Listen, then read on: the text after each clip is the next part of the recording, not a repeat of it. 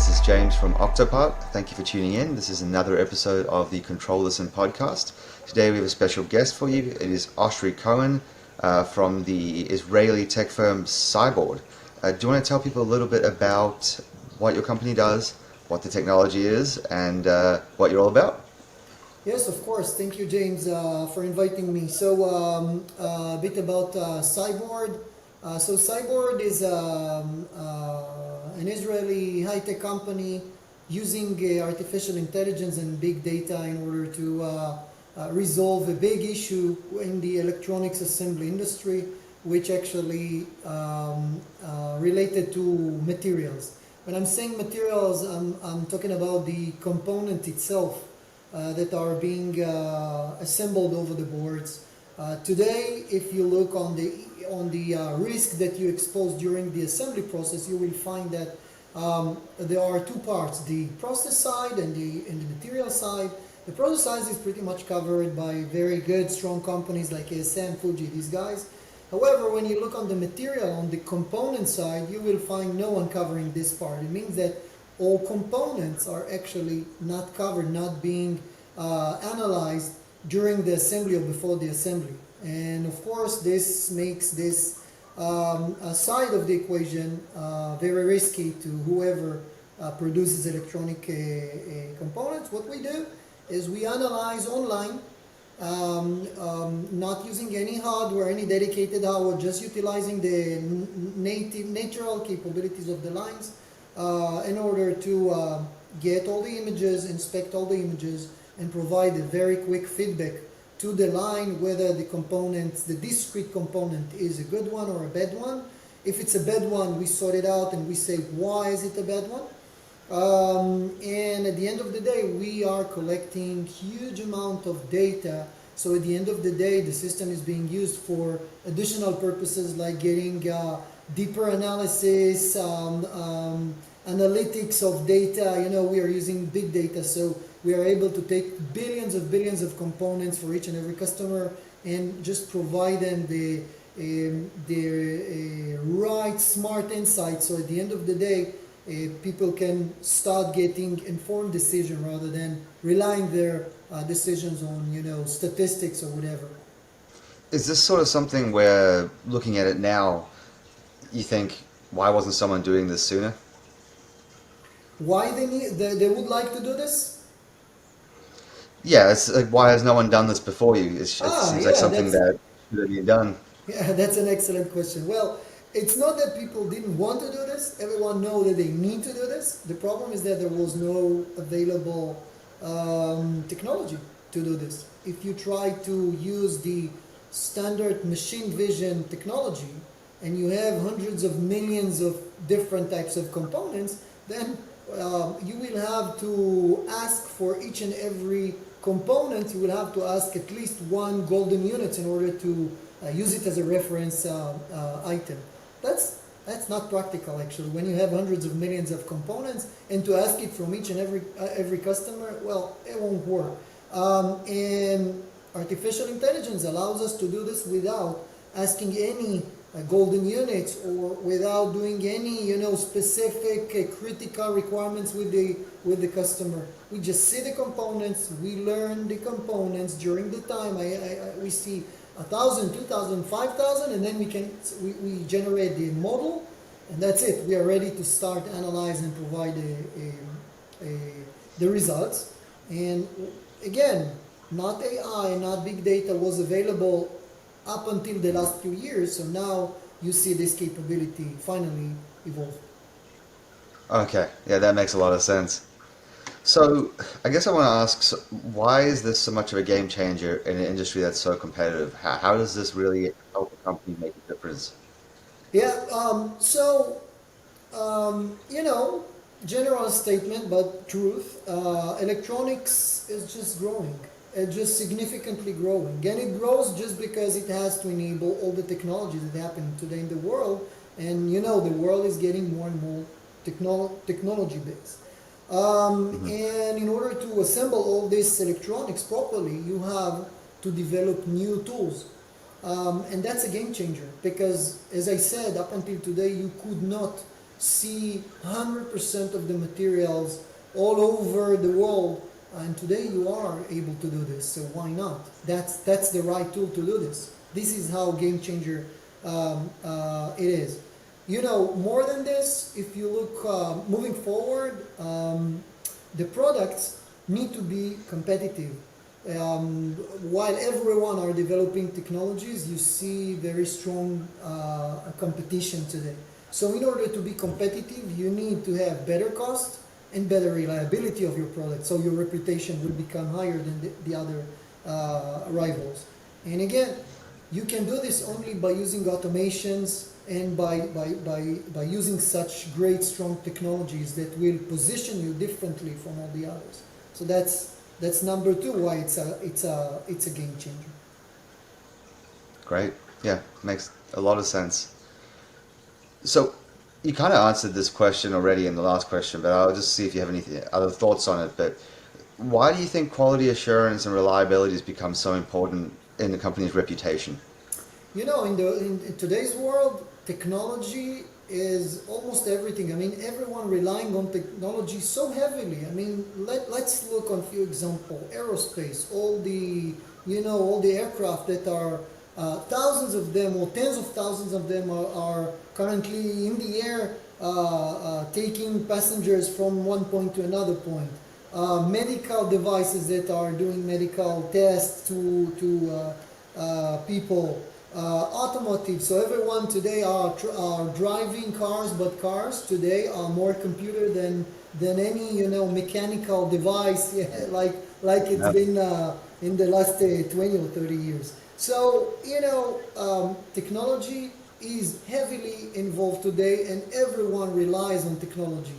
So when you deal with aerospace, with medical, with automotive, you cannot assume good enough product. You can't. That's live involved here. So just one example. I mean, even in data center, everyone would like to get a good service.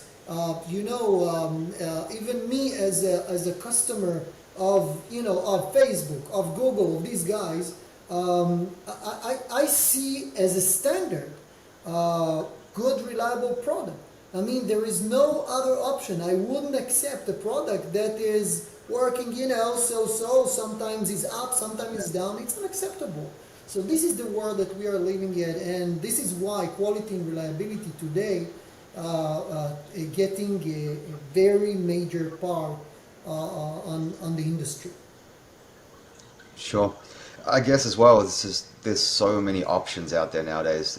If one company isn't doing things well, you can always just jump to something else. It's not like in the past where there was one specialized person that did this. Now you have a whole industry you can choose from. You totally got it. Exactly. The competition is just driving everyone to be better. That's the bottom line. And to be better, you need to be more creative, take more risk, but to be more creative, be more open to adopt new technologies, new capabilities, rely less on people, or maybe you can take all your people and utilize them on a different way, while the day-to-day work will be done by software, will be done by machines, will be done by robots, and that's definitely the directions that people are adopting today in order to be more competitive. Right. I mean, on the topic of AI and jobs and that sort of thing, I know there's a lot of people out there that are kind of scared of AI taking their job. Are you of the belief that it's not going to take people's jobs, it's going to sort of, I guess, repurpose people into different areas, allowing them to focus on new things while AI handles the heavy lifting? Definitely the second. I mean, I don't believe that people will lose their jobs and stay unemployed. Maybe, in the short term it can happen for some period of time, but that's it. I mean, people will always be required. The great news from my perspective is that people will have to learn more and find the added value they can bring as people that the AI cannot bring. And all the, let's call it the dark work or the dirty work, let's leave it to automation, let's leave it to AI, let's leave it to this smart software and machines. Yeah, it's I think people need to look at AI from the perspective of it's a tool. It's not actually a threat. If it's unregulated, I mean, that's the whole debate is about how do we regulate this going forward? It's such a complex issue and such a complex industry we know so little about. So we're going to see that unfold over the next, I say, decade or so. It's a work in progress. Yeah, I agree, and I have to tell you that it may be risky, probably. I can tell you that in the industry, that's going to be super useful. It's gonna change the way the industry is acting and looking and performing, for sure. So this is why I'm not afraid from any adoption of AI technology into the industry. Maybe other areas, maybe I'm not a philosopher, so I'll be very focused on the vertical, on the place that I'm good at, and I know how things work, and that's the industry. And I believe it's going to be very helpful for this industry. Great to hear. Altium 365 lets you hold the fastest design reviews ever. Share your designs from anywhere and with anyone with a single click. It's easy. Leave a comment tagging your teammate and they'll instantly receive an email with a link to the design. Anyone you invite can open the design using a web browser. Using the browser interface, you're able to comment, mark up, cross-probe, inspect, and more. Comments are attached directly to the project, making them viewable within Altium Designer, as well as through the browser interface. Give it a try and get started with Altium 365 today.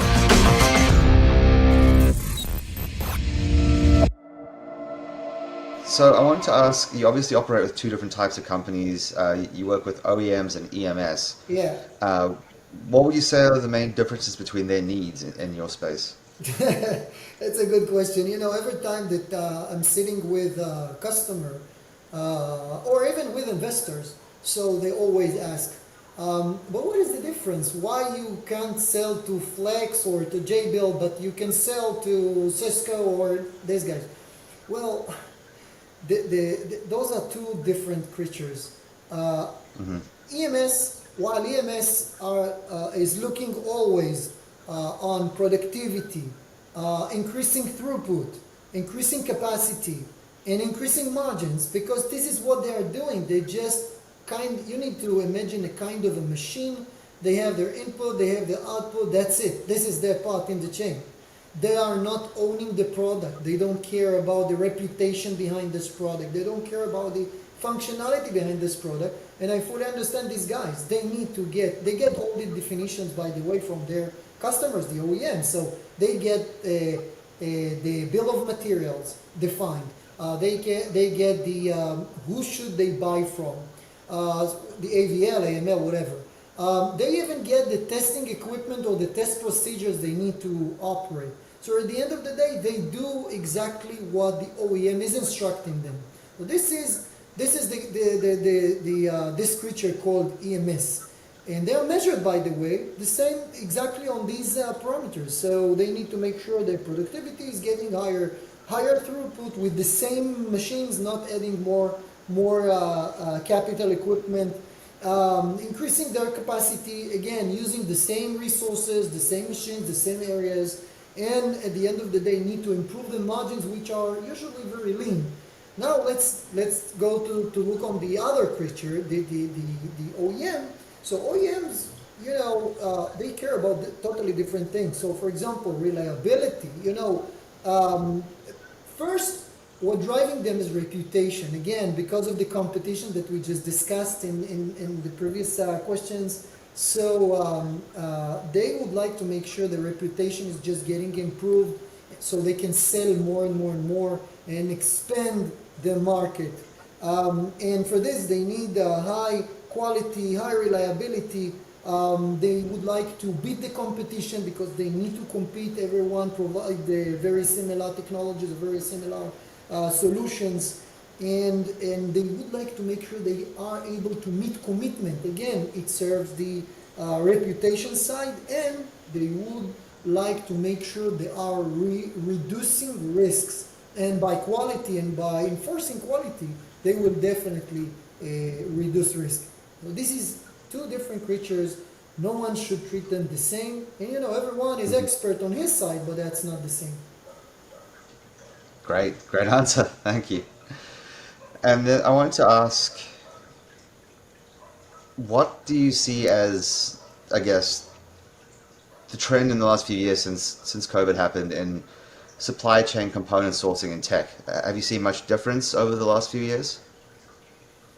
Um, so again, well, components, I don't see a lot of change. I mean, the semiconductor industry is getting more sophisticated, more productive. This is the semiconductor side, but the assembly, the electronic assembly vertical is not really improving. I mean, if you get today into lines, you will find the same machines, with some more feature, less features, but the same machines, the same method, the same lines, layout. So everything pretty much the same. Let's say in the last 5 years, everything looks the same.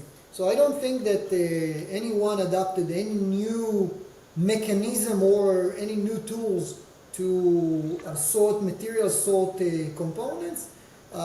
In terms of process, yeah, they did a lot, and they are today able to control the process very well. Very similar to, I mean, it's not really similar, but it's getting closer to the way the semiconductor industry are controlling the process. But the controlling the materials, the components, there is no great improvement there. Interesting.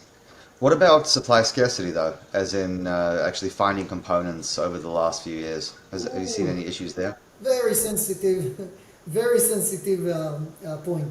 So, components, eventually what you will see is that components are getting into shortage. And it always will happen. By the way, it's a kind of a sign. It happens like a sign. Sometimes you have a great crisis, and sometimes you have extra components in the market. I think the second half of 2020, all over 21, and the first half of 22 were just a disaster. It was a very, very tough period for the global supply chain. No components were available. And if you look today, what's happening, so there are two criteria that people need to keep looking and keep their eyes on related to availability, future availability of component. The first one is what's happening between US and China. And the second one is actually the investments being done. Let's start with the second one, because this one is simpler and more straightforward. So for this one, you need to look on what investment are being done on the legacy semiconductors. Legacy semiconductor, which means, let's say, semiconductor being done on technologies earlier than 60 nanometer. Mm-hmm. Not too much. Not too much investment. Most of the investments today in the world are being invested on the 16, on the 7 nano, on the 5 nano, now on the 3 nano, and additional technologies to improve the density of the transistor within these semiconductors. And what does it mean? It means that the legacy product, which will always be part of the board, let's say at least in the next 20 years, will become less and less available in the market. Now, think about it. If you would like to buy a simple DC to DC device, you can't make it using a 5 nanometer technology. Even if you can, you won't transition so fast. There are whole industries which are not going to make a transition so fast because they did their qualification for the product. They won't start re-qualify all their product because now they have to consume a new technology. That's going to be a big issue, really big issue. Right. The second point is what happening between the U.S. government and the China government. So what happens now? See what happens just recently with the gallium and germanium materials. So now China are restricting these materials from being shipped to global customers. and they are controlling, around 70 or 60 or 70% of these material are being provided by China. So that's a big issue. Now, I'm not sure that everyone knows, but most of the chips, including gallium and germanium, sometimes gallium, sometimes germanium, but these materials, if they will be missing, so this challenge of keep providing the increasing trend, the increasing requirement or increasing demand of the industry is going to be even more challenging than what it's been up until now. So I think availability of components is going to be a big issue in the next coming years. Yeah, I think everyone's feeling that way. It's unprecedented times, but By the way, it generates a different market, which everyone really concerned from, which is the secondary market or the counterfeit market.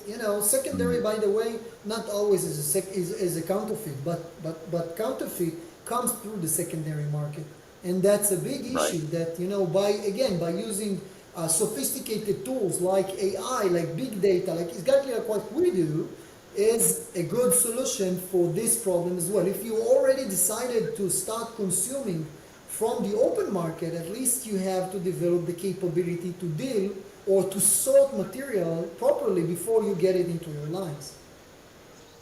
yeah, quality control, 100%. Exactly. Great. Well, that kind of brings us to the end of our time. But before we finish, I just wanted to ask if people want to sort of reach out to the company or follow you on social media or anything like that, where should they do that? Yeah, well, we have our LinkedIn page, we have our